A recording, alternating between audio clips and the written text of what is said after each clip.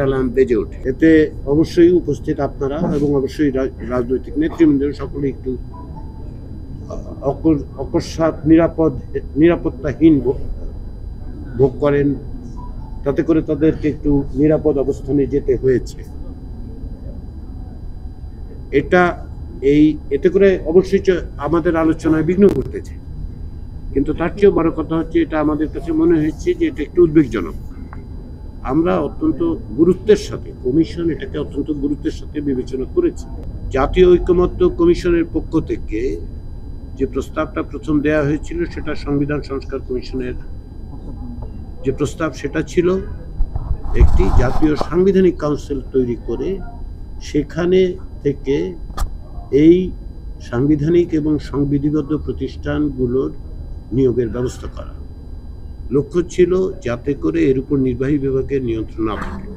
শুধু এই চারটা নয়, আমরা তখন সর্বসাকল্যের 7টির কথা উল্লেখ করেছিলাম, যার মধ্যে নির্বাচন কমিশন ছিল এবং বাইরেও অ্যাটর্নি জেনারেলের কথা ছিল, আরও 2টো কমিশন, মানবাধিকার কমিশনের কথা ছিল, তথ্য কমিশন, আরও অনেকগুলো নিয়োগের কথা ছিল। কিন্তু দেখা গেল যে অধিকাংশ দল এনসিসির কাঠামোর আইডিয়ার দিক থেকে এনসিসির ব্যাপারে অনেকে উৎসাহ, আগ্রহ, সমর্থন থাকলেও কাঠামোগত কিছু বিষয় এবং এর দায়িত্বের পরিধি নিয়ে একমত হতে পারছিলেন না।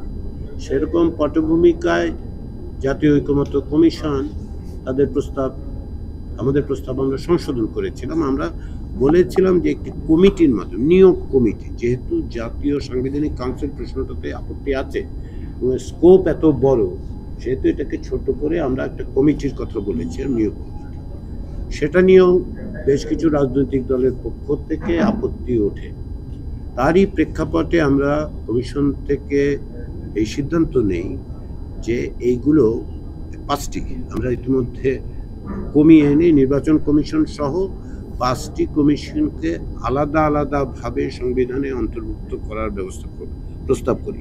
উল্লেখ করা দরকার যে আসলে এর মধ্যে 4টি ইতিমধ্যেই সংবিধানে আছে, যেটা নেই সেটা হচ্ছে নিয়োগের পদ্ধতিটা নেই। আর দুর্নীতি দমন কমিশন আসলে সংবিধিবদ্ধ প্রতিষ্ঠান, আমাদের প্রস্তাব হচ্ছে এটা সাংবিধানিক কমিশন করা এবং সাংবিধানিক কমিশন হিসেবে এর নিয়োগ প্রক্রিয়াটা, যেটা দুর্নীতি দমন কমিশন বিষয়ক সংস্কার কমিশনের প্রস্তাব, সেটা যেন আমরা অন্তর্ভুক্ত করি। এই প্রস্তাব নিয়ে এই কমিটিগুলোর বা কমিশন, সংবিধিবদ্ধ প্রতিষ্ঠান নিয়ে আজকে আলোচনা শুরুটা হয়েছে সরকারি কর্ম কমিশন পিএসসি নিয়ে। জনপ্রশাসন সংস্কার কমিশন যে প্রস্তাব করেছে সেটা হচ্ছে এখন যে একটা পিএসসি আছে তার বদলে 3টা পিএসসি সরকারি কর্ম কমিশন গঠনের সুপারিশ। সরকারি কর্ম কমিশন সংক্রান্ত যে সংবিধানের 9ম ভাগের 2য় পরিচ্ছেদে যেটা আছে, সেখানে তার সঙ্গে নিয়োগের বিধানটা যুক্ত করা, সংশোধন করে। প্রস্তাবটার বিষয়ে ব্যাপক সংখ্যাগরিষ্ঠ দলের প্রতিনিধিরা সংবিধানের 137 অনুচ্ছেদ সংশোধনের পক্ষে মত দিয়েছেন। অন্যদিকে বিএনপি সহ কয়েকটি দল সংবিধানে নিয়োগ বিধান যুক্ত না করে আইনের মাধ্যমে কমিটি গঠনের পক্ষে অবস্থান ব্যক্ত করেছেন। এটা তারা আগেও করেছেন এবং উপর্যুপরিভাবে তারা সেটা বলছেন।